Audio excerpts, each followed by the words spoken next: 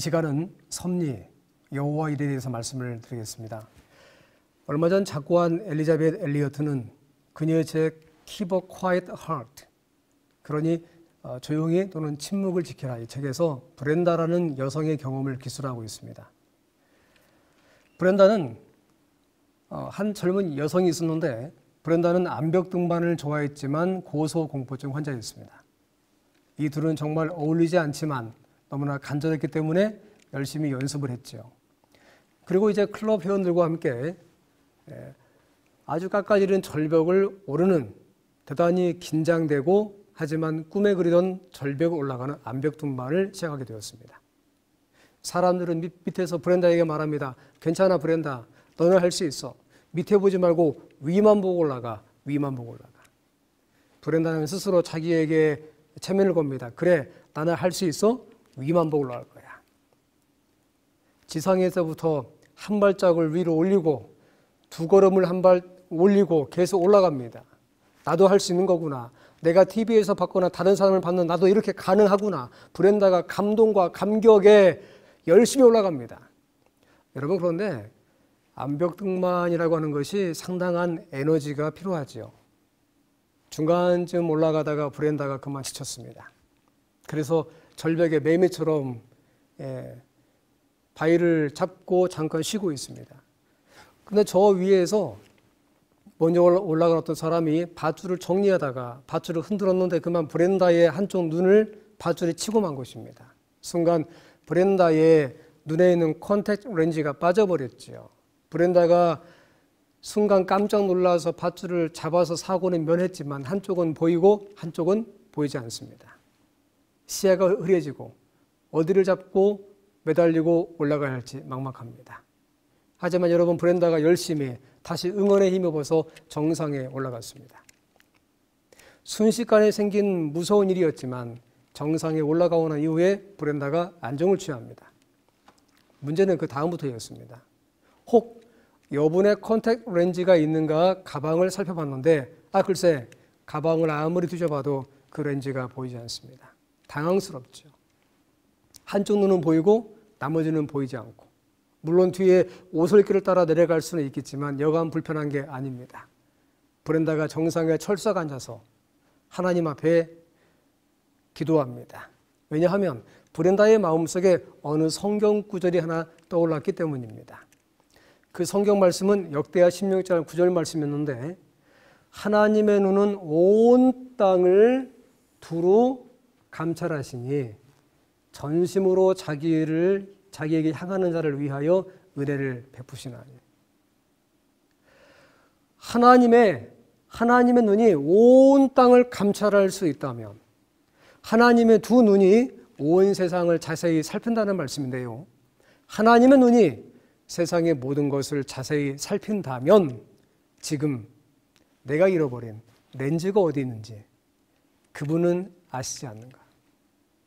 암벽 사이인지, 아니면 바람에 날아가고 있는지, 아니면 계곡물에 흘러가고 있는지, 그것도 아니면 어느 나무 사이에 끼어 있는지 나는 모르지만 적어도 하나님은 알고 있지 않겠는가? 그래서 브렌다가 기도합니다. 하나님, 주님은 모든 것을 보실 수 있다고 하셨죠. 주님은 모든 것들을 아시죠. 주님께서는 이파리를 아시고 돌을 아시고 나무 아시고 암벽 아시고 모든 걸 아시죠. 그러면 주께서는 제가 잃어버린 컨택트 렌즈가 어디 있는지 정확히 아시죠. 제발 좀 찾아와 주세요. 여러분, 그런데 이게 웬일입니까?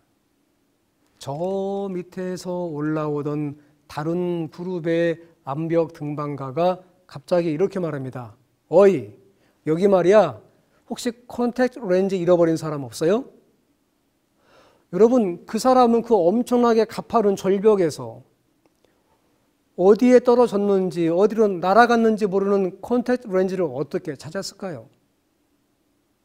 이 등반가가 브렌다가 올라오다가 힘들어서 쉬었던 그 포인트에서 동일하게 쉬고 있는데, 글쎄 이 사람의 그 눈 앞으로 개미가 이렇게 말입니다. 렌즈를 머리에 이고 지나가고 있더래요.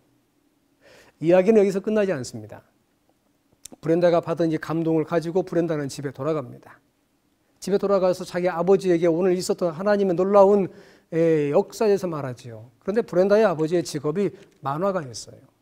딸의 이야기를 듣고 감동을 받은 이 아버지가 사파를 그렸습니다. 그런데 그 아버지는 브렌다의 입장이 아닌 개미의 입장에서 브렌다의 사연을 적었습니다. 그 그림이 이 그림입니다. 제가 이분을 좀 바꿔보겠습니다. 개미가 이렇게 하나님께 말합니다. 주님, 나는 왜 당신이 이것을 지고 가게 하시는지 모르겠습니다. 이것은 먹을 수도 없고 굉장히 무겁습니다. 하지만 주님이 원하시면 제가 지고 가겠습니다. 브렌다는 놀라운 방법으로, 설명할 수 없는 방법으로 은혜를 받았습니다. 여러분, 하나님은 브렌다가 성경 말씀을 암송했던 그 말씀처럼 모든 것을 아시고 모든 것을 보십니다. 브렌다와 그의 식구들은 하나님께서 설명할 수 없는 방법으로 은혜를 주신 것을 경험했지요. 여러분, 그래서 시편에 보면 이렇게 말씀하십니다. 하나님에 대해서 말씀하시기를 여호와여 주께서 나를 살펴보셨으므로 나를 아시나이다. 주께서 내가 앉고 일어섬을 하시고 멀리서도 나의 생각을 밝히게 하시오며 나의 모든 길과 내가 눕는 것을 살펴보셨으므로 나의 모든 행위를 익히 아시오니 여호와여 내 혀의 말을 알지 못하시는 것이 얼마요? 하나도 없으시리라. 여러분, 하나님은 우리가 앉고 우리가 일어섬을 하십니다. 하나님은 멀리서도 여러분의 생각을 아십니다. 하나님은 여러분의 모든 길을 아시며 하나님은 여러분께서 언제 눕는지 모든 걸 아십니다. 삶의 대부분이 습관과 선택으로 이루어지는 것이 사실이지만 하나님은 가끔씩, 아니요, 실제로 우리의 삶 속에서 브렌다처럼 우리를 하나님의 방법대로 살피십니다. 여러분, 우리의 삶에 어떤 문제가 다가오면 우리는 보통 어떻게 반응하나요? 근심과 염려로 삶에 잠을 이루지 못하는 경우는 없지 않습니까? 지금 이 방송을 보시는 여러분의 삶은 어떠한가요? 어떻게 하면 내 삶에 다가오는 크고 작은 문제들 가운데에서 하나님의 은혜를 볼 수가 있을까요? 오늘은 아브라함의 문제 해결의 상황과 과정을 보면서 하나님의 섭리를 살펴보겠습니다.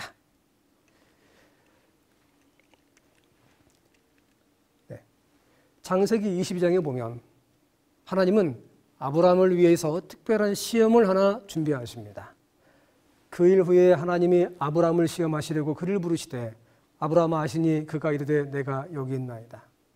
여호와께서 이르시되 네 아들 사랑하는 독자 이삭을 데리고 모리아 땅으로 가서 내가 너에게 일러준 다른 산이 아닌 어느 한 산 거기에서 그를 번제로 드리라. 물론 하나님은 이 과정을 통해서 아브라함의 믿음을 보다 성장시키고 견고하게 하실 것입니다. 그러나 그 모든 과정을 알지 못하는 아브라함은 하나님의 말씀을 이해할 수가 없었습니다. 이해가 안 되니 소화가 안 되겠죠. 그러니 하나님께서 말씀하셨음에도 불구하고 이것은 아브라함에게 크나큰 근심거리였습니다. 어떻게? 사랑의 하나님께서 그것도 약속하신 아들을 제물로 드리라고 요구할 수 있단 말인가? 이것은 이방 종교에서나 발생할 수 있는 그런 일을 어떻게 이방 종교에서 나를 불러내신 하나님께서 지금 나에게 요구할 수가 있단 말인가? 여러분, 그러나 120세가 된 늙은 아버지가 하나님의 말씀에 순종하여 20살이 다 된 아들을 데리고 모리아 산후 여행길에 오릅니다. 그는 사랑하는 아내 사라에게 이 말씀을 할 수가 있었죠. 그러나 아내가 반대할까봐 하지 못하고 두 아들과 함께 모리아 산으로 나갑니다. 여러분, 부엘셰바에서 모리아까지는 대략 한 100km 그러니까 사흘길 정도 되지요. 남쪽에서 북쪽으로 아브라함은 끊임없이 길을 걸으면서도 하나님 앞에 물었을 것입니다. 그래서 하루가 지나갑니다. 영감의 기별은 이렇게 말합니다. 아브라함이 여태껏 경험했던 것 가운데 가장 길었던 그 하루는 천천히 저물어 갔다.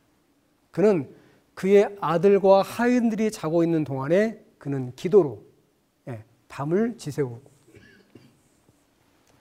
아직도 어떤 하늘의 사자가 찾아와서 시험은 이곳으로 넉넉하며 청년은 아무런 해를 받지 않고 그의 어머니에게 돌아갈 것이라고 말해주기를 바랐다. 아브라함의 기도에 하나님의 응답이 없습니다. 다음 날도 그는 밤에 잠을 이루지 못하고 하나님 앞에 동일한 기도를 드리지만 하나님은 아무런 응답을 하지 않으십니다.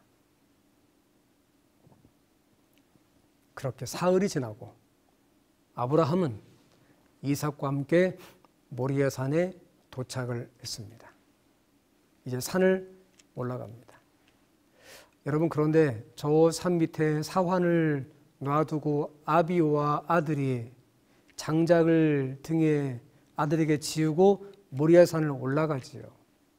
근데 이삭이 가만히 보니 모든 것은 준비가 되었는데 번제로 하나님께 드릴 어린 양이 준비가 안 된 것 같습니다. 그래서 성경 말씀 보면 아들은 아버지에게 이렇게 묻습니다. 이삭이 그 아버지 아브라함에게 말하여 이르되 내 아버지여 하니 그가 이르되 내 아들아 내가 여기 있노라. 이삭이 이르되 불과 나무는 있거니와 번제할 어린 양은 어디 있나이까. 여러분, 만약에 우리가 아브라함이고 우리의 자녀가 우리에게 이런 질문을 한다면 우리는 어떻게 대답을 할까요? 번제할 어린 양은 어디 있나이까? 하나님은 이 아들을 직접 어린 양 대신 잡아서 드리라고 했는데 그 아들이 아비에게 묻습니다. 번제할 어린 양은 어디 있나이까? 그래 아브라함이 이렇게 말합니다. 아브라함이 이르되 내 아들아 번제할 어린 양은 하나님이 자기를 위하여 친히 준비하시리라. 지금 아버지와 아들이 산을 오릅니다. 아들이 제가 말씀드린 것처럼 이렇게 물습니다. 아버지, 번제할 어린 양이 없어요. 어디 있죠? 혹 우리가 이거 깜빡하고 어린 양을 안 가져온 거 아닌가요? 아버지가 말합니다. 그게 말이야. 그게 하나님이 자기를 위하여 친히 준비하실 거야. 물론 하나님은 어떻게든 준비하실 수 있지요. 그런데 지금까지 번제로 드릴 모든 어린 양은 제사를 드릴 사람이 준비를 했지 하나님께서 준비를 하지는 않았거든요. 무거운 번뇌를 진 아버지와 이해를 못하는 아들이 산을 오르고 있습니다. 여러분, 교회 생활을 하다 보면 가끔은 이해가 안 되는 것들이 있지요. 여러분은 그럴 때면 보통 어떻게 이 문제를 대하시고 어떻게 해결하십니까? 인생을 살아가다 보면 이해도 안 되고 소화도 안 되고 어떻게 해결의 기미가 보이지 않는 일들이 많이 있지요. 이럴 때에 여러분은 어떻게 하십니까? 이럴 때에 하나님은 어떻게 응답하시던가요? 토미테니는 창세기 22장에 모리아산을 올라가는 아브라함의 인생과 아브라함의 믿음을 또 하나님의 입장을 이렇게 풀이합니다. 하나님께서는 산의 이쪽 편에서는 아브라함에게 이삭과 번제 도구를 가지고 오라고 말씀하시면서 동시에 산 저편에서는 수양을 불러 산 정상에 있는 하나님의 교차점에 이르도록 하셨다. 아브라함의 문제와 하나님의 해답이 동일한 산을 오르고 있었다. 하지만 아브라함이 정상에 오르는 대가를 지불하기까지 문제는 해답을 만날 수 없었다. 이쪽에서 아브라함이 이삭과 함께 산을 오릅니다. 산 저쪽에서는 하나님께서 준비하신 수양이 그 산을 오릅니다.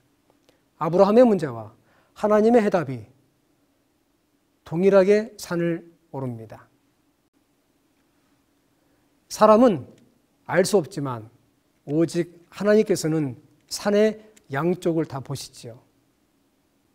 이제 아브라함이 정상에 도착을 했습니다. 창세기 22장 13절은 이렇게 말합니다.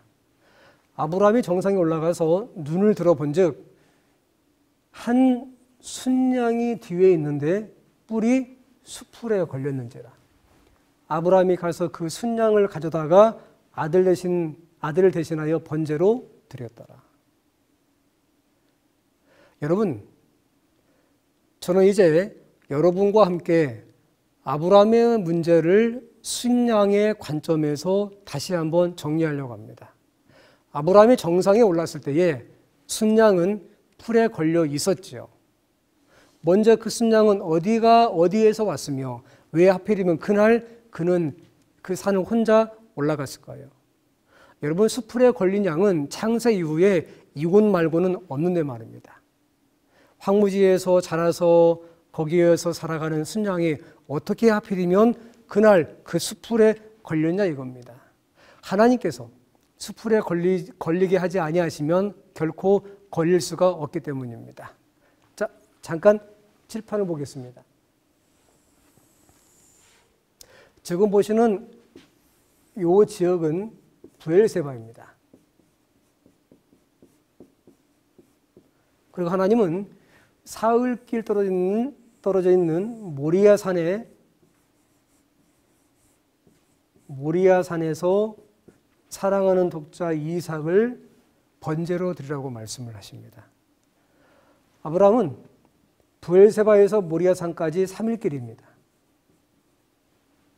그리고 아브라함은 여기에서 그 아들과 함께 두 사람이 산을 오릅니다. 아브라함은 이 산을 오르면서 아들이 아버지에게 묻습니다. 아버지, 번제할 어린 양은 어디 있습니까? 아버지가 하나님이 친히 자기를 위해서 준비하시겠다고 말을 하지요. 그런데 산을 올라가는 아브라함의 마음이 어땠을까요? 이 창세기 22장을 산 2편이 아닌 반대편에서 산 저편에서 한번 보도록 하겠습니다. 아마 이 지역은 요단 들녘 지역인데 요단 동편의 들녘 지역에 하나의 양떼 무리가 있었겠죠. 보통 이 양들은 집단으로 생활하기 때문입니다. 여기에서 더 동쪽으로 가게 되면 우리가 아는 것처럼 요단강이 나옵니다. 그리고 모든 양들은 물이 부족할 때마다 거기 가서 목을 축였을 것입니다. 그런데 갑자기 사흘 전에 모든 양들이 동쪽을 향해서 물을 먹기 위해서 걸어가고 있을 때에 한 마리 순양이